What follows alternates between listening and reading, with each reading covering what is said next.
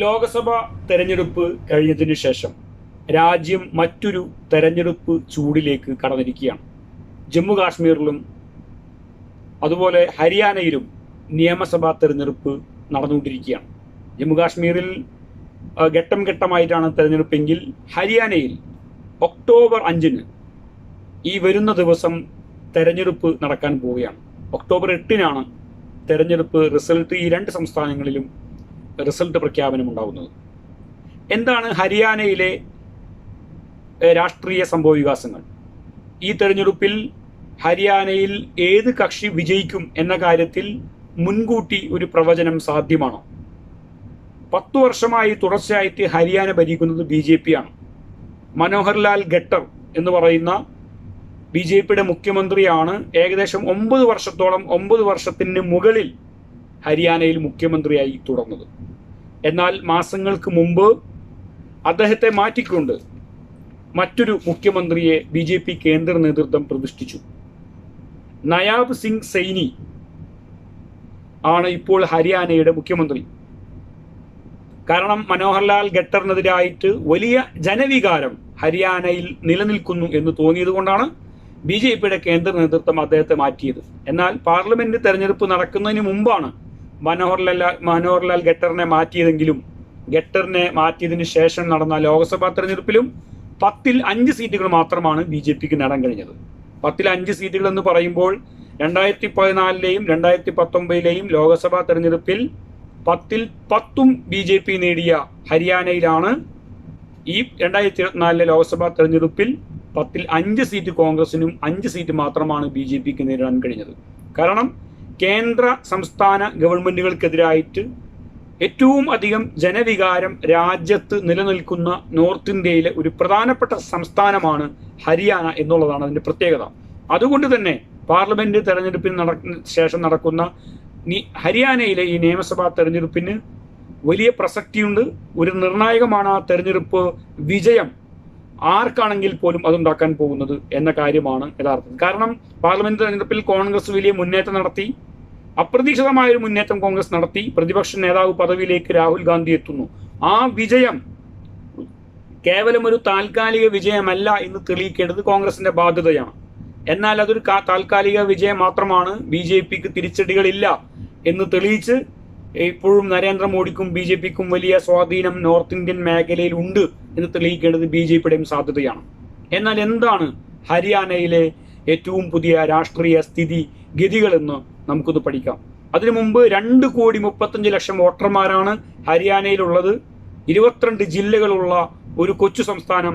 ആകെ 90 നിയമസഭാ മണ്ഡലങ്ങളാണ് ഹരിയാനയിലുള്ളത്. 46 സീറ്റുകൾ ലഭിക്കുന്ന കക്ഷി അവിടെ അധികാരത്തിൽ വരും. കോൺഗ്രസും BJPയുമാണ് ഹരിയാനയിലെ പ്രധാനപ്പെട്ട കക്ഷികളെങ്കിലും ദുഷ്യന്ത് ചൗത്താലയുടെ JJPയും അഭയ് സിംഗ് ചൗത്താലയുടെ INLDയും അവിടുത്തെ പ്രധാനപ്പെട്ട കക്ഷികളാണ്. നിലവിൽ BJP കഴിഞ്ഞ തെരഞ്ഞെടുപ്പിൽ BJPക്ക് 40 സീറ്റുകൾ മാത്രമാണ് നേടാൻ കഴിഞ്ഞത്. അങ്ങനെ ദുഷ്യന്ത് ചൗത്താലയുടെ JJPയുടെ 10 പേരുടെ പിന്തുണയോട് കൂടിയിട്ടാണ് BJP അവിടെ ഈ കഴിഞ്ഞ 5 കൊല്ലം ഭരിച്ചു വന്നത്. എന്നാൽ ഇപ്പോൾ ദുഷ്യന്ത് ചൗത്താലയെ BJPക്കൊപ്പമുള്ള ദുഷ്യന്ത് ചൗത്താലയുടെ പാർട്ടിയെ JJPയെ പിളർത്തി അവർ തമ്മിൽ ഇപ്പോൾ സഖ്യമില്ലാതെ ദുഷ്യന്ത് ചൗത്താല അദ്ദേഹം ആം ആദ്മിയുമായിട്ടുമൊക്കെ സഖ്യം ചേർന്നുകൊണ്ടാണ് മത്സരിക്കുന്നത്. അതുപോലെ തന്നെ അവിടുത്തെ പ്രധാനപ്പെട്ട മറ്റൊരു കക്ഷിയായിട്ടുള്ള അഭയ് സിംഗ് ചൗത്താലയുടെ INLD BSPയുമായിട്ട് മായാവതിയുടെ BSPയുമായി ചേർന്നുകൊണ്ട് സഖ്യം ചേർന്നുകൊണ്ടാണ് മത്സരിക്കുന്നത്. അങ്ങനെയാണെങ്കിൽ പോലും അവിടെ നേരിട്ടുള്ള ഒരു മത്സരം BJPയും കോൺഗ്രസും തമ്മിലാണ്. കോൺഗ്രസ് 89 സീറ്റിലും CPM communist party of Marxist CPIM ഒരു സീറ്റിലും സഖ്യം ചേർന്ന് 90 സീറ്റിലും ആണ്. മറ്റു BJP 90 സീറ്റിലുമാണ് മത്സരിക്കുന്നത്. ഈ തെരഞ്ഞെടുപ്പിൽ പ്രധാനപ്പെട്ട ഏജൻസികളുടെ സർവേ ഫലം വരുമ്പോൾ അവിടെ കോൺഗ്രസ് അധികാരത്തിൽ വരും എന്നാണ് മനസ്സിലാക്കാൻ കഴിയുന്നത്. ലോകപ്പോൾ നടത്തിയ സർവേയിൽ 65 സീറ്റുകൾ വരെ 90-ൽ 65 സീറ്റുകൾ വരെ കോൺഗ്രസിന് നേടാൻ സാധ്യതയുണ്ട്. BJPയുടെ നില പെരുങ്ങലിലാണ്. 30 സീറ്റിന് താഴെയിലേക്ക് ഒരുപക്ഷെ BJP പോകാൻ സാധ്യതയുണ്ടെന്നുള്ളതാണ്. പ്രധാനമായിട്ടും അവിടെ 2-3 ഘടകങ്ങളുണ്ട്. ഒന്ന്, കർഷക സമരം കൊടുമ്പിരി കൊണ്ട സംസ്ഥാനങ്ങളിലൊന്നാണ്. ജാട്ട് സമുദായം പൊതുവെ കർഷകരാണ്. ജാട്ട് സമുദായത്തിന് ഏറ്റവും സ്വാധീനമുള്ള സംസ്ഥാനങ്ങളിലൊന്നാണ്. കർഷകരോടും കർഷക സമരത്തോടും കേന്ദ്ര സർക്കാരിന്റെ സമീപനത്തിൽ വലിയ പ്രതിഷേധം ആ നാട്ടിലെ ആളുകൾക്കുണ്ട്. അതുപോലെ തന്നെ സൈനിക ഒരു വീട്ടിൽ നിന്ന് ഒരു സൈനികനെങ്കിലും ഉള്ള സംസ്ഥാനങ്ങളൊന്നാണ് ഹരിയാന. പക്ഷേ കേന്ദ്ര ഗവൺമെന്റിന്റെ പുതിയ നിലപാട് പ്രകാരം സൈന്യത്തിലേക്കുള്ള റിക്രൂട്ട്മെന്റുമായി ബന്ധപ്പെട്ടിട്ട് അഗ്നിപത് എന്ന നിലയിൽ അവരുണ്ടാക്കിയിട്ടുള്ള പുതിയ ആ ഒരു പോളിസി, ആ നയം, അതിനോട് ഒട്ടും താല്പര്യമില്ലാത്തവരാണ് ഹരിയാനയിലെ ജനങ്ങൾ. അപ്പോൾ സൈനികരുടെ കുടുംബങ്ങൾ എന്ന് പറയുമ്പോൾ ഒരു വീട്ടിൽ ഒരു സൈനികനെങ്കിലും ഉണ്ട് ഹരിയാനയിൽ.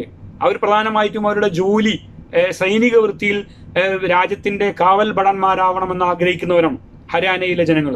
അപ്പോൾ അവരെ സംബന്ധിച്ചിടത്തോളം സൈനികവുമായി ബന്ധപ്പെട്ട് സൈന്യത്തിലേക്ക് റിക്രൂട്ട്മെന്റുമായി ബന്ധപ്പെട്ടുണ്ടാകുന്ന ഏത് നിലപാടുകളും അവരെ അത് സ്വാധീനിക്കും.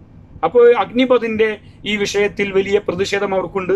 ജാട്ട് സമുദായത്തിന് BJPയോടുള്ള എതിർപ്പ്, കർഷക വിഭാഗത്തിനുള്ള എതിർപ്പ്, അതുപോലെ തന്നെ വിനേഷ് ഫോഗട്ടും ബജ്രംഗ് പുനിയയും പോലെയുള്ള ഗുസ്തി താരങ്ങൾക്ക് BJPയുമായിട്ടുള്ള വലിയ പോരാട്ടം, പ്രതിഷേധങ്ങളൊക്കെ രാജ്യത്ത് വലിയ ശ്രദ്ധ ആകർഷിച്ചതാണ്. അതിനുശേഷം ഒളിമ്പിക്സ് കഴിഞ്ഞ് അവർ തിരിച്ചു വന്നപ്പോൾ കോൺഗ്രസിന്റെ നേതൃത്വത്തിൽ ഡൽഹിയിലും ഹരിയാനയിലും നടത്തിയിട്ടുള്ള വലിയ സ്വീകരണ പരിപാടികൾ, അതിൽ വന്ന ജനലക്ഷങ്ങൾ, അതോടൊപ്പം വിനേഷ് ഫോഗട്ടിനെയും ബജ്രംഗ് പുനിയയെയും ഈ തെരഞ്ഞെടുപ്പിൽ സ്ഥാനാർത്ഥിയാക്കാൻ തീരുമാനിക്കുന്നു. ഇതെല്ലാം വലിയ നിലയിൽ കോൺഗ്രസിന് അനുകൂലമായിട്ട് തരംഗം ഉണ്ടായിട്ടുണ്ട്. അപ്പോൾ 10 വർഷത്തെ BJP ഗവൺമെന്റിനായിട്ടുള്ള വികാരം ഒരു ഭാഗത്ത്, കോൺഗ്രസിന് അനുകൂലമായ സാഹചര്യം, അതുപോലെ തന്നെ ദലിത് ജനവിഭാഗങ്ങൾ BJPക്കെതിരെ വലിയ നിലയിൽ നിലപാട് സ്വീകരിക്കുന്നു എന്നുള്ളതാണ്.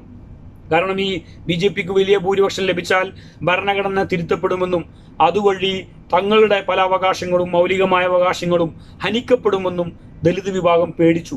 അത് ഈ പാർലമെന്റ് തെരഞ്ഞെടുപ്പിൽ നിർണായകമായി. ഹരിയാനയിൽ 5 സീറ്റുകൾ കോൺഗ്രസിനെ നേടാൻ സഹായിച്ചതിൽ ദലിത് ജനവിഭാഗത്തിന്റെ വോട്ടുകളുണ്ട്. 70% വോട്ടുകൾ ദലിത് വിഭാഗത്തിന്റെ വോട്ടുകളും കോൺഗ്രസിന് ലഭിച്ചു എന്നാണ് മനസ്സിലാക്കാൻ കഴിയുന്നത്.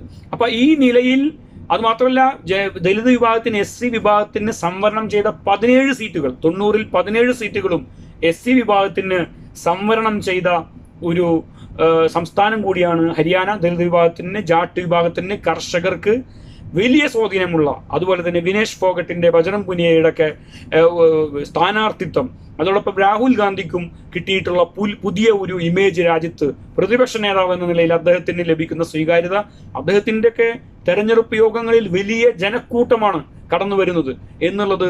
അതേസമയം നരേന്ദ്രമോദിക്ക് പഴയ പോലെ വോട്ടർമാരെ ആകർഷിക്കാൻ കഴിയാത്തത്, അദ്ദേഹത്തിന്റെ പൊതുസമ്മേളനങ്ങളിൽ ആളുകളുടെ എണ്ണം കുറയുന്നത്, ഇതെല്ലാം BJPക്ക് വലിയ തിരിച്ചടിയായി മാറുന്നു എന്നുള്ളതാണ്. അതുകൊണ്ട് ഈ തെരഞ്ഞെടുപ്പിൽ നിശ്ചയമായും ഒരു കോൺഗ്രസ് അനുകൂലമായ ഒരു തെരഞ്ഞെടുപ്പായി ഇത് മാറും. കോൺഗ്രസിന് അനുകൂലമാണ് ഹരിയാനയിലെ സാഹചര്യങ്ങൾ എന്ന് വിലയിരുത്തപ്പെടുന്നു. 60-ന് മുകളിൽ 70 സീറ്റുകൾ വരെ കോൺഗ്രസ് സീറ്റുകൾ നേടി കോൺഗ്രസ് അധികാരത്തിലെത്തും. ഇവിടുത്തെ മറ്റൊരു പ്രധാനപ്പെട്ട പ്രശ്നം കോൺഗ്രസിനിടയിലുള്ള ഗ്രൂപ്പ് വഴക്കാണ്. ഭൂപീന്ദർ സിംഗ് ഹൂഡ, കുമാരി ഷെൽജ, സുർജേവാല തുടങ്ങിയ 3 നേതാക്കളുണ്ട് അവിടെ. സീനിയർ മോസ്റ്റ് ലീഡറാണ് ഭൂപീന്ദർ സിംഗ് ഹൂഡ, അദ്ദേഹം മുൻ മുഖ്യമന്ത്രിയാണ്. കുമാരി ഷെൽജ മുൻ PCC പ്രസിഡന്റാണ്, അവർ SC നേതാവാണ്. ഞാൻ നേരത്തെ പറഞ്ഞു ദലിതിന് വലിയ സ്വാധീനമുള്ള മേഖലയാണ്. ദലിത് നേതാവായിട്ടുള്ള കുമാരി ഷെൽജ, അതുപോലെ തന്നെ